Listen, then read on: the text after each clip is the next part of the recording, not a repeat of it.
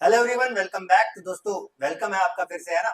तो देखो यार, हमने कॉम्बिनेशन किया था, तो अब हम बात करेंगे किसकी, परमुटेशन की। आज कोशिश करेंगे, ये आपका लास्ट चैप्टर हो, ठीक है। लास्ट चैप्टर नहीं, सॉरी, लास्ट टॉपिक हो, और आज हम इसको खत्म कर दें। बिकॉज परमुटेशन बहुत ईजी है। अगर आपने कॉम्बिनेशन सीख लिया ना, परमुटेशन के मुकाबले आप बोलोगे यार ये तो बहुत ईजी है। तो बातचीत स्टार्ट करते हैं। तो देखो यार, अगर मैं आपके सामने परमुटेशन की बात करूं, तो याद करो जब मैंने आपको कॉम्बिनेशन पढ़ाया था, बताना मुझे, जब मैंने आपके सामने, क्या हो गया इसको, एक तो यार ये ना जब ऐसे करता है ना तो मन करता है कि दो लगाऊं और वजह भी ना बताऊं। चलो, देखो यार, मैंने आपके सामने कॉम्बिनेशन की बात की थी। किसके बारे में बात की थी दोस्त?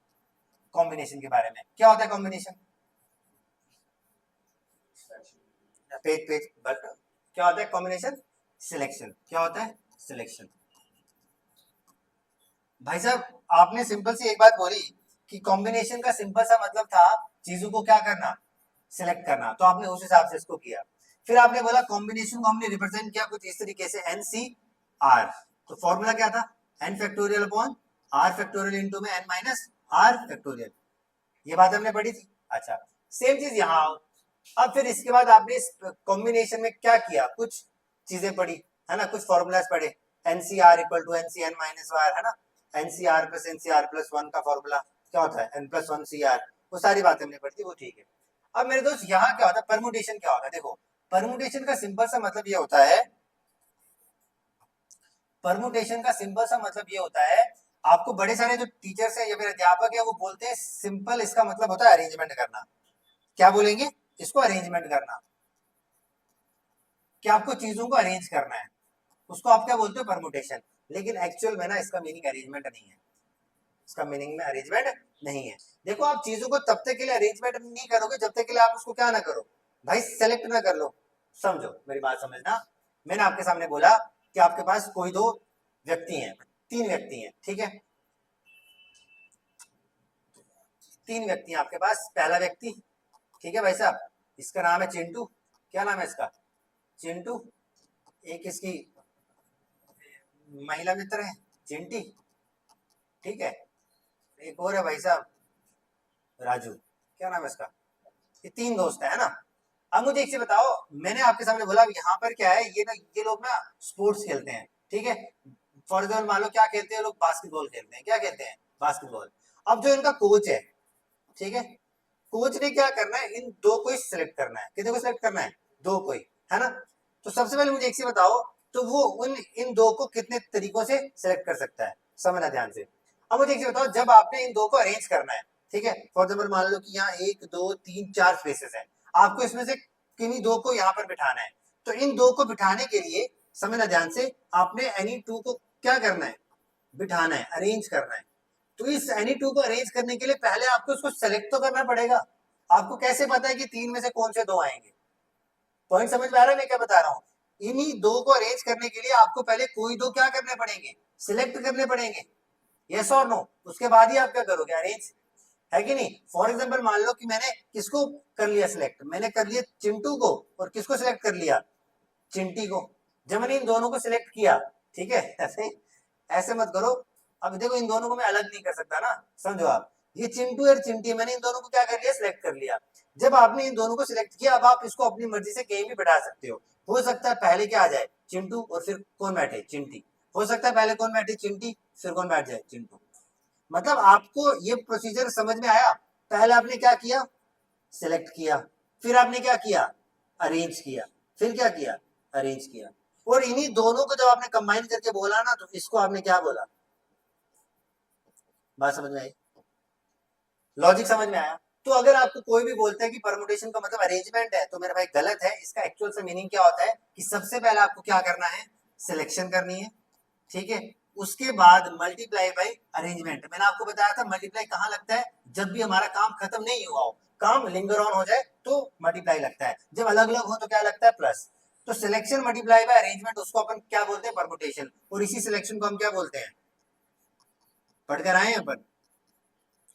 तो कॉम्बिनेशन मल्टीप्लाई बाय क्या? अरेंजमेंट। यही आपका फॉर्मूला बनता है किसका? परमुटेशन का। क्या बनता है? परमुटेशन का। बोलो, बात समझ में आई? पक्की बात है, झूठ तो नहीं बोल रहा है। पूछूंगा भी सवाल, ठीक है, ये बात समझ में आएगी। अब यहीं से हमारे पास क्या आएगा, एक फॉर्मूला निकल के आएगा एनपीआर का। किसका फॉर्मूला, एनपीआर। देखो परमुटेशन को अपन कैसे लिखेंगे, ध्यान से समझना। परमुटेशन को अपन लिखते हैं एन पी आर के साथ, किसके साथ, एनपीआर। अब ये एनपीआर होता किसके बराबर है, देखो कॉम्बिनेशन क्या है, एन सी आर।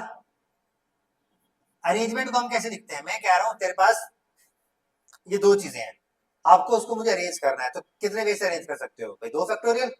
मेरे पास ये 3 चीजें हैं, एक फोन, एक ही चश्मे का डब्बा और एक मार्कर, 3 चीजें, कितने वे से अरेंज कर सकते हो, 3 फैक्टोरियल से। तो जो फैक्टोरियल बताता है वो क्या बताता है, अरेंजमेंट। तो यहाँ पर आप लिख सकते हो, तो अरेंजमेंट आपको कौन बताता है, फैक्टोरियल बताता है। क्या बताता है, फैक्टोरियल। तो अगर आपके पास आर चीजें हैं तो कौन बताएगा, आर फैक्टोरियल। तो एनसीआर इनटू में R factorial equal to your what, your NPR. सबसे पहला इंपॉर्टेंट फॉर्मूला कि एनपीआर किसके बराबर होता है, NCR multiply by R factorial. ये बस फॉर्मूला याद रखना, लेकिन मतलब ऐसे याद रखो कि परमुटेशन कब बनता है, सेलेक्ट करेंगे पहले, उसके बाद अरेंज करेंगे। सेलेक्ट किया, अरेंज किया, क्या बन गया अब, हाँ तो वो एनपीआर बन जाता है। ठीक है, ये आपको डायरेक्ट क्वेश्चन आया हुआ है पीवाईक्यू में, बताओ एनपीआर का फॉर्मूला क्या है, ये ऐसे। ठीक है, अब इसको सॉल्व करके हमारे पास एक सिंपलीफाइड वैल्यू आएगी, जैसे हमने यहाँ पर पढ़ी थी एनसीआर के एन फैक्टोरियल ए वाली। अब देखो इसको सिंपलीफाई करेंगे, तो आपके सामने करता हूँ, रट्टा क्या मारना है, एनसीआर का फॉर्मूला एन फैक्टोरियल, आर का आर फैक्टोरियल, यहाँ कितना N minus R factorial, multiply में क्या जा रहा है, आर फैक्टोरियल इक्वल टू किसके बराबर, एनपीआर। आर फैक्टोरियल से आर फैक्टोरियल खत्म, क्या बच गया, N factorial upon N minus R factorial. तो यहीं से आपने बोला कि सर जो मेरे पास एन,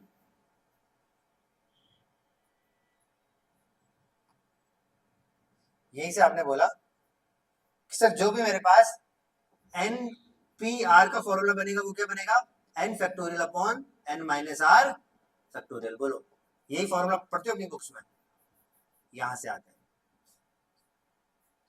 क्लियर है बात, इस पेज में जो बातें लिखी समझ में आई, लिखो उसको फटाफट, क्योंकि ये फिर आगे समझ नहीं आएगी। इसको फटाफट, 2 मिनट का समय है, फटाफट लिखना।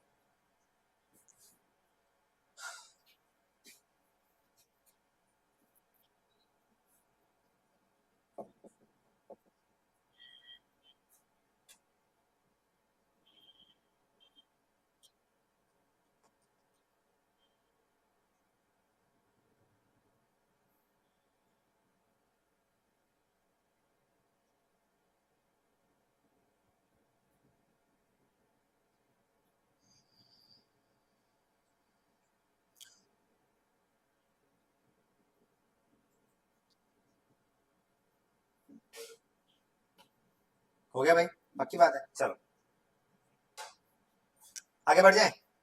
चलो भाई देखो, अब बातचीत करेंगे। अब देखो मैं आपको यहाँ पर थोड़ा थोड़ा सा, अगर कॉम्बिनेशन नहीं ना आपको समझ में आएगा तो थोड़ी दिक्कत वाली बात है, तो मैं आपको यहाँ पर कुछ कुछ वैल्यू लिख रहा हूँ, मुझे इसका आंसर बताते जाना। ठीक है, लिखो अपनी कॉपी पे साथ साथ।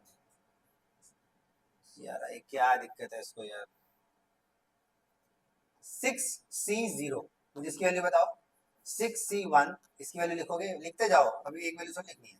6C3 लिखो, 6C4 लिखो, और 6C5 लिखो, और 6C6 लिखो। ठीक है, इसके बाद हम बात करेंगे 6P0 की, फिर बात करेंगे 6P1 की, फिर बात करेंगे 6P2 की, फिर बात करेंगे 6P3 की, फिर 6P4 की, 6P5 की, और लास्ट में 6P6 की। बताओ भाई, बताओ।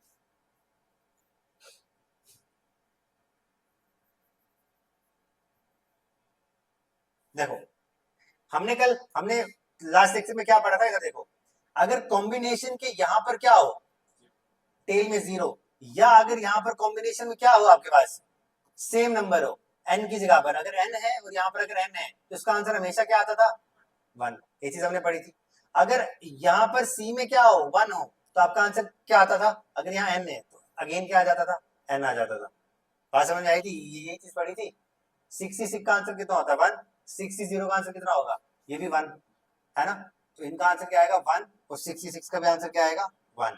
अगर एनसी 1 है तो यानी 6C1 है, तो एन ही आंसर है, 6 आंसर। अच्छा, इसके अलावा मैंने कहा जहां पर आपके पास क्या हो, डिफरेंस 1 का होता था, क्या डिफरेंस 1 का, ये भी पढ़ा था। अगर यहाँ एन, यहाँ एन है, यहाँ से अगर एन माइनस 1 हो तब भी इसका आंसर कितना ही आता था, एन ही आता था, ये भी पढ़ा था। डिफरेंस 1 का कहाँ है भाई, 65 में है, तो इसका भी आंसर कितना आएगा, 6 ही आएगा, यस और नो, क्लियर है बात। चलो अब 62 और 64 का आंसर सेम होगा, क्यों?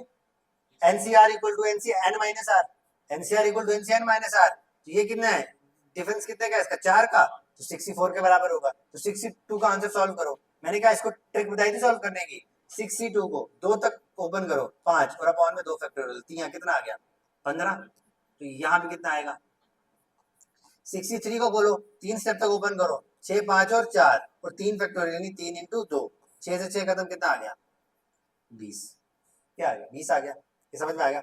तो आपने इस चीज से एक चीज को ऑब्जर्व किया था, क्या चीज को ऑब्जर्व किया कि देखो पहले इसकी वैल्यू क्या हो रही है, बढ़ रही है, यहां तक इसकी वैल्यू क्या हो रही है 20 तक बढ़ रही है, फिर उसके बाद इसकी वैल्यू क्या हो रही है डिक्रीज हो रही है। तो यहां से आपको पता लग गया जो कॉम्बिनेशन है ना, कॉम्बिनेशन की जो वैल्यू है, कॉम्बिनेशन की जो वैल्यू है वो क्या करती है, पहले इंक्रीज करती है देन क्या करती है डिक्रीज करती है। ध्यान से समझना इस बात को, ये वैल्यू आपको डायरेक्ट स्टेटमेंट में आया ये सवाल, बट सुनो रुको रुको अभी एक साथ। अब P में आओ, ठीक है, फॉर्मूला आपके पास है np0 n factorial upon n minus r factorial, तो आप एक चीज होगा इस पे फॉर्मूला लगाओगे तो क्या आएगा, देखो 6 factorial upon n minus r factorial कितना होगा, 6 फैक्टोरियल कितना आंसर आ गया 1, 6 भी 1 को सॉल्व करो 6 factorial upon n minus r यानी 5 फैक्टोरियल, तो इनटू में 5 फैक्टोरियल करेंगे तो कितना आंसर आ गया 6 आंसर आ गया, है ना। अच्छा देखो, तो यहां से आपको पता लग गया, याद रखना परमुटेशन के अगर यहाँ पर 0 हो तो आंसर हमेशा कितना आएगा 1, अगर परमुटेशन के यहाँ पर अगर n है और यहाँ भी क्या आ जाए 1 आ जाए तो भी इसका आंसर कितना आ जाएगा n के बराबर। लेकिन प्रॉब्लम यहाँ पर ये है कि जैसे हम वहां कर रहे थे np अगर यहाँ पर n हो जाए तो वहां पर क्या आ रहा था, वहां अगेन n आंसर आ रहा था, लेकिन यहाँ कितना आएगा देखना, यहाँ n फैक्टोरियल आ जाएगा, कितना आएगा n फैक्टोरियल, बस यही एक डिफरेंस होगा, ठीक है। और अगर ऐसा भी होगा np n माइनस 1 तब भी कितना ही आएगा n फैक्टोरियल ही आएगा, बस यही 4 इंपॉर्टेंट वैल्यूज है वो आपको ध्यान में रखनी है। ये मैं आपको यहाँ पे समझाता हूँ, देखो p में 0 आंसर हमेशा 1, p में 1 आंसर हमेशा n यानी 6 का 6। अब यहाँ जाओ और क्या लिखा है मैंने npn, यानी अगर p में वैल्यू सेम हो तो देखो इसको सॉल्व करो n factorial upon n minus r factorial, तो कितना होता है 0 फैक्टोरियल तो 1 होता है, आंसर कितना आ गया 6 फैक्टोरियल, 6 फैक्टोरियल कितना होता है 720, वही बोला है npn n फैक्टोरियल। यहाँ आ जाओ, ये भी बोला मैंने अगर n से एक कम हो, n माइनस 1 एक कम है ना, डिफरेंस एक है, तब भी कितना आएगा 6 फैक्टोरियल, चेक कर लेते हैं 6 factorial upon n minus r factorial 1 factorial, तो अगेन कितना आंसर आ गया 6 फैक्टोरियल 720 है। अब यहाँ आ जाओ 6p2 को करो, ये कितना आ जाएगा 6p2 n factorial upon 4 factorial, तो 4 फैक्टोरियल से 4 खत्म, 6 बजे कितना आ गया 30 आ गया, है ना। 6p3 करो 6 5 और सॉरी 6 में और 3 करोगे तो आपका आ जाएगा 6 फैक्टोरियल 5 इंटू में 4, क्योंकि 3 से 3 खत्म हो जाएगा, 6 पंजे कितना 30, ये 120 आ गया, कितना आ गया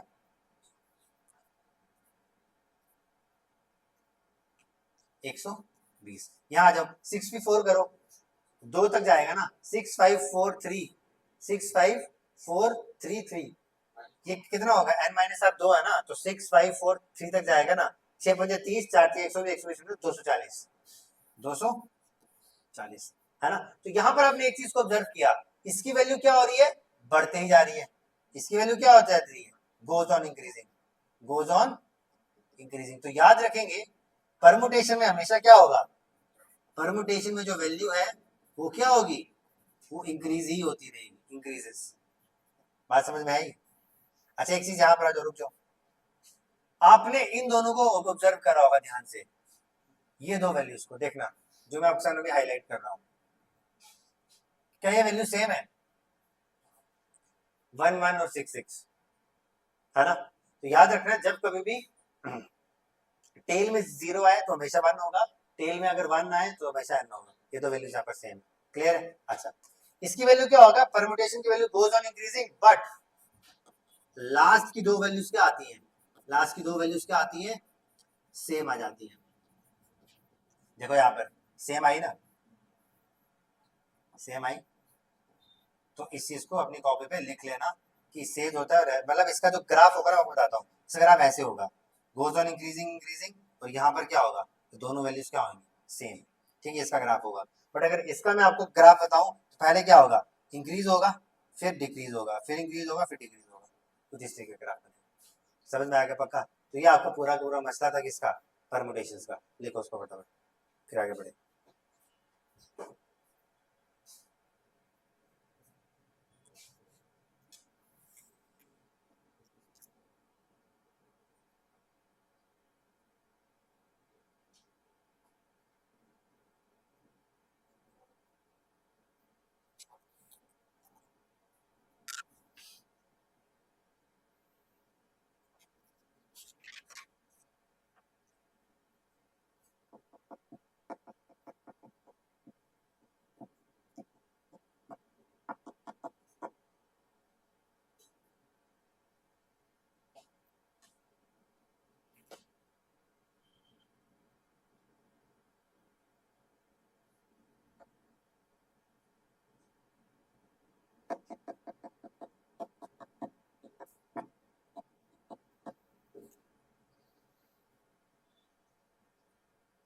हो गया भाई, पक्की बात है। चलो अब हमने क्या करना है, अब परमुटेशन बस लगभग खत्म है। अब इस पूरे परमुटेशन हमने क्या करना है, सिर्फ वर्ड प्रॉब्लम आती है इसमें। क्या आती है वर्ड प्रॉब्लम, तो हमने कितने तरीके की पढ़नी है, 5। उसके बाद कुछ वन लाइनर क्वेश्चन करने हैं जैसे कॉम्बिनेशन में किए थे, कितनी स्टेटमेंट बनती है, बस खत्म।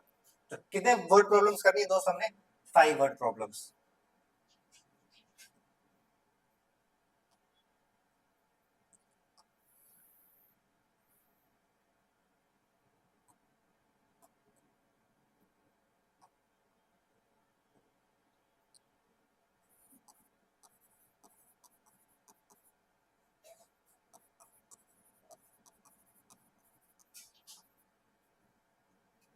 तो हमने क्या करना है दोस्त, इसमें 5 वर्ड प्रॉब्लम करनी है।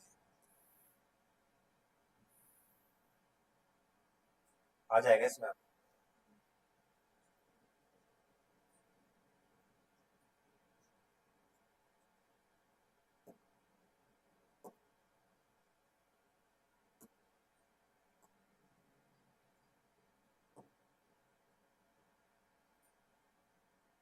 चल हाँ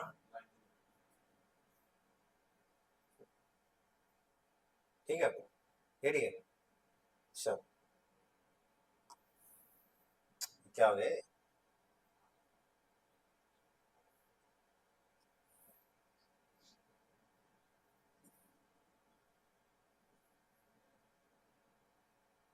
क्यों नहीं पकड़ा इसको। 5 वर्ड प्रॉब्लम, जे एल के आगे लास्ट में। ओ भाई साहब,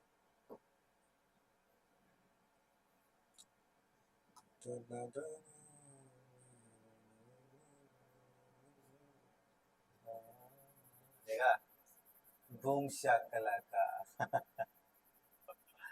चलो भाई, हमने क्या करना है, 5 वर्ड प्रॉब्लम्स करने हैं दोस्त। क्या करने हैं, 5 वर्ड प्रॉब्लम्स।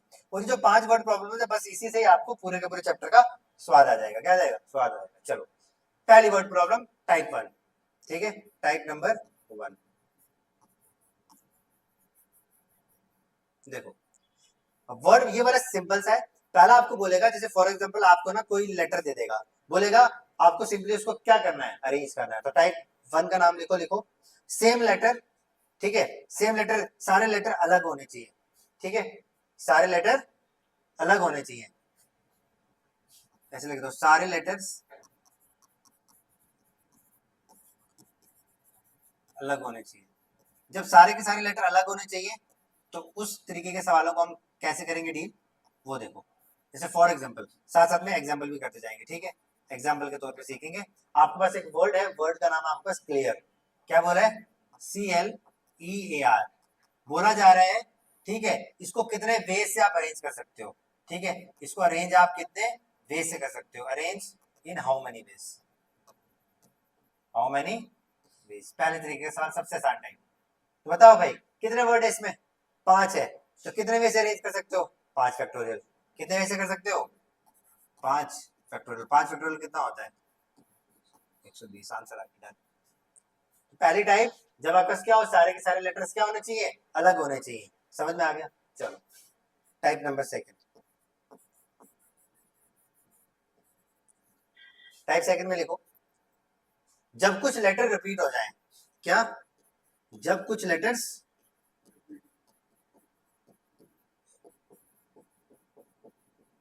रिपीट हो जाए,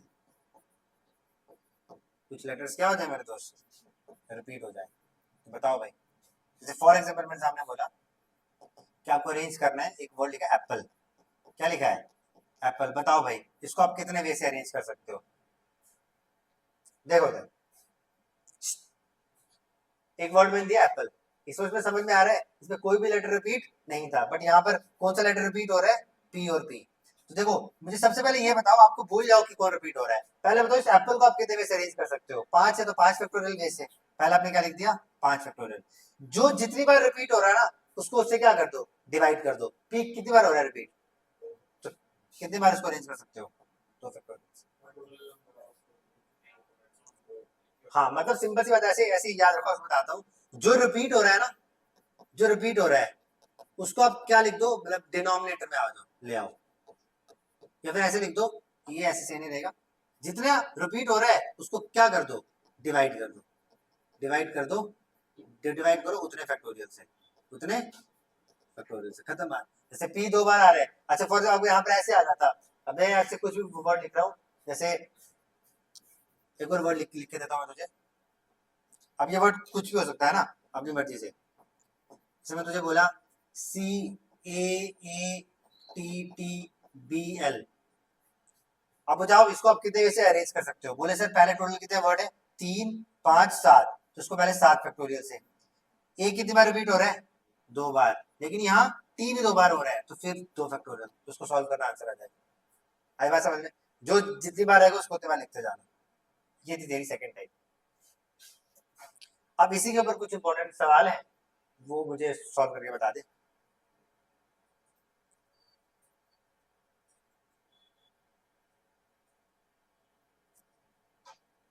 चलो क्वेश्चन एग्जांपल, कुछ इंपॉर्टेंट एग्जांपल है जो तेरे प्रीवियस ईयर में और इंपॉर्टेंट है इसलिए मैं तो लिखवा रहा हूँ, 2 एग्जांपल हो गई थी, third example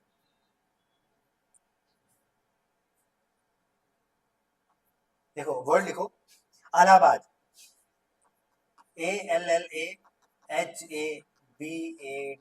Allahabad. Fourth example लिख बलून, BALLLOON, बलून। अब लिखो मैथमेटिक्स, वर्ड लिखो मैथमेटिक्स,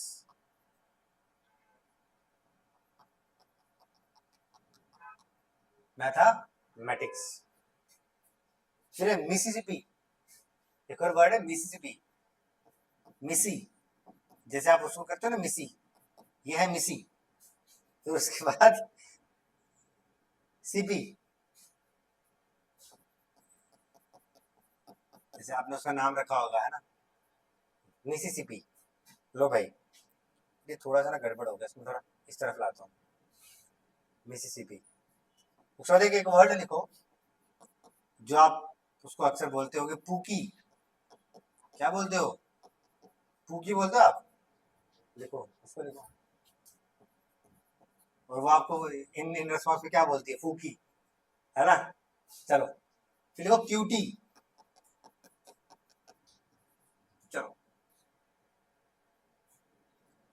कि सर्च क्या मार रहा है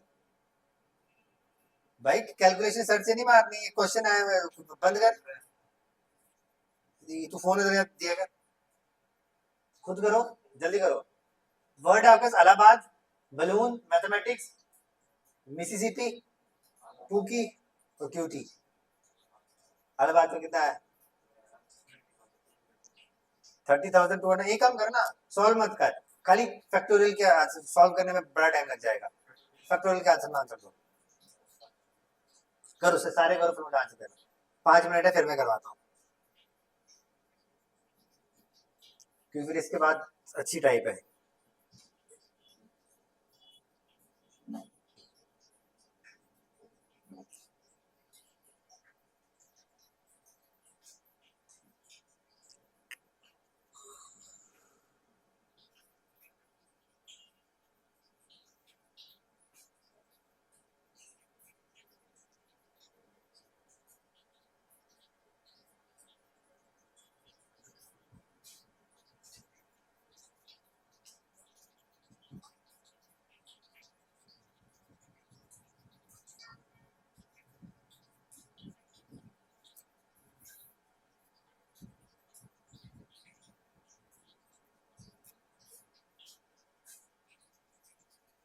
हो गया भाई, छोड़ो यार, इतने में पेपर खत्म कर लेंगे बच्चे, देखो अलाहाबाद कितने वर्ड है भाई, 3 6 और 9, तो सबसे पहले तो आप इसको कैसे करोगे, 9 फैक्टोरियल, है ना। एल कितनी बार रिपीट हो रहा है, 2 बार, ए कितनी बार रिपीट हो रहा है, 1 2 और 3 बार, तो 4 बार यार, 1 2 3 4, इलाहाबाद ए कितनी बार रिपीट हो रहा है, तो 9 फैक्टोरियल अपॉन 2 फैक्टोरियल, तो 4 फैक्टोरियल, ठीक है। कितनी बार रिपीट हो रहा है, 1 2 3 4 बार नहीं हो रहा, और एल 2 बार, और कुछ रिपीट नहीं हो रहा, क्या लिखा तूने,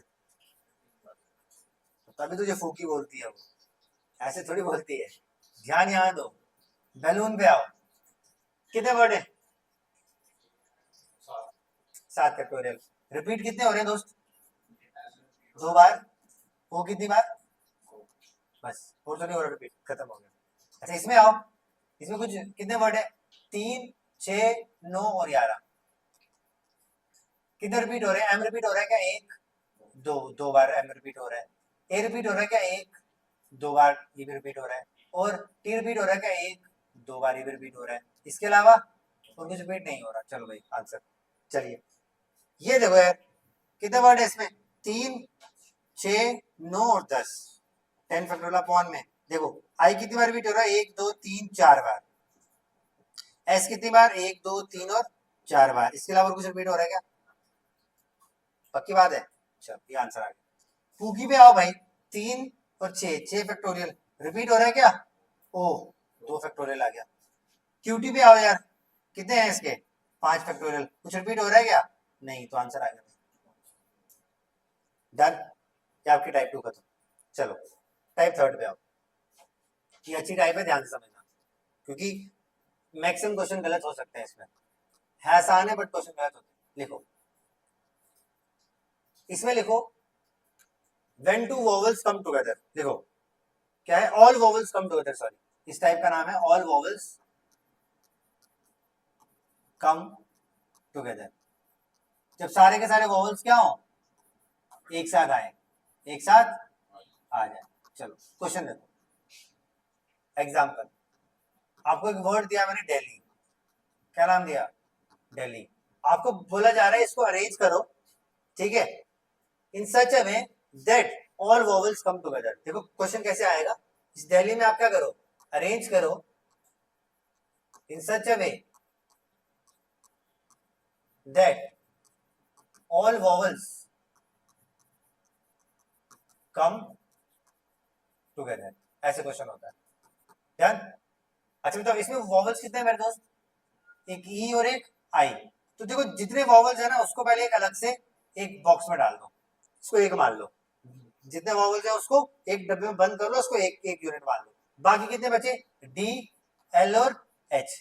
कितने वर्ड हो गए? 1, 2, 3, 4। 4 वर्ड हो गए। इसको आप कितने वे से अरेंज कर सकते हो? 4 फैक्टोरियल। 4 वर्ड हैं तो कितने वे से अरेंज करोगे? 4 फैक्टोरियल से। लेकिन अब ई और आई है, अब यहाँ पर ऐसा तो बोला नहीं कि पहले ई आएगा फिर आई आएगा। इन दो को भी आप दो डिफरेंट वे से अरेंज कर सकते हो। कैसे? या हो सकता है ई आई आ जाए, हो सकता है आई आ जाए। तो इसको आप कितने वे से अरेंज कर सकते हो फर्दर? 2 फैक्टोरियल से। ये आंसर आ गया। बात समझ में आई?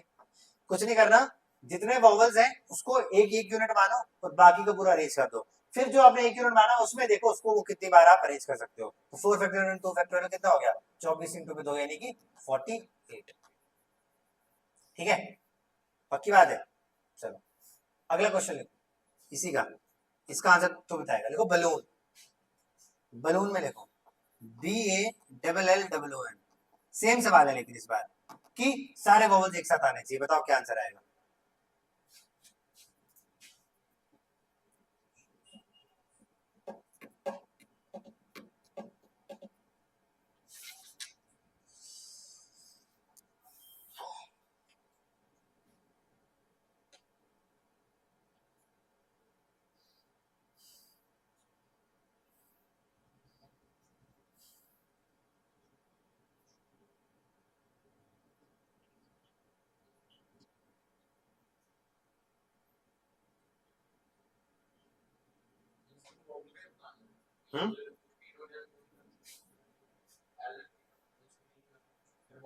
वॉवल एक साथ आने चाहिए,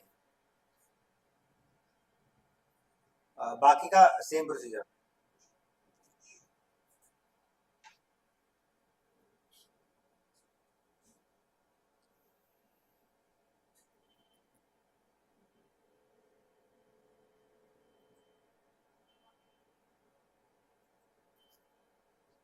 ठीक है, दोनों तो चलो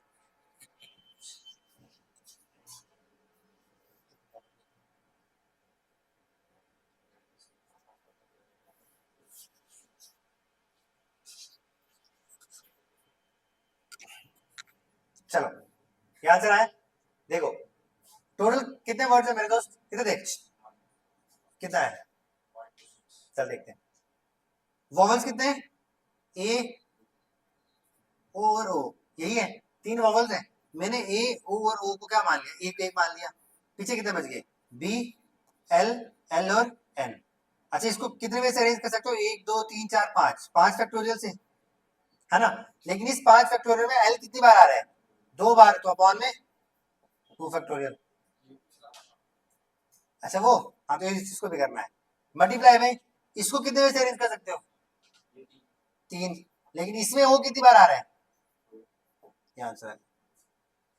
तो ये कितना आ जाएगा, 5 फैक्टोरियल 120 बटे में 2 इंटू में 6 बटे में 2, कितना हो गया 3, ये कितना हो गया 60। तो कितना आंसर आ गया 180। मतलब देखो, जब आपने टोटल इसको इन वॉवल्स को एक साथ रख के बाकी अपने नॉर्मल लेटर देखना है, जो जितना रिपीट हो रहा है उसको जो पिछले मैंने बोला था लास्ट में, जब तूने मेरे को पूछा, मैंने कहा जैसे पुराने मैटर थे बाकी सब वही लगेंगे।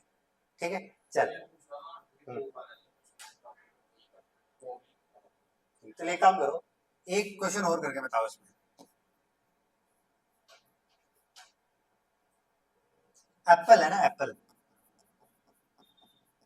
इससे मुझे करके बताओ। ये क्वेश्चन आप लोगों के लिए होमवर्क है, ठीक है। आप लोग मेरे को कमेंट सेक्शन में जरूर बताना इसका आंसर। मिलते हैं बहुत ही जल्द नेक्स्ट वीडियो लेक्चर में। टिल देन टेक केयर, जय हिंद जय भारत, थैंक यू।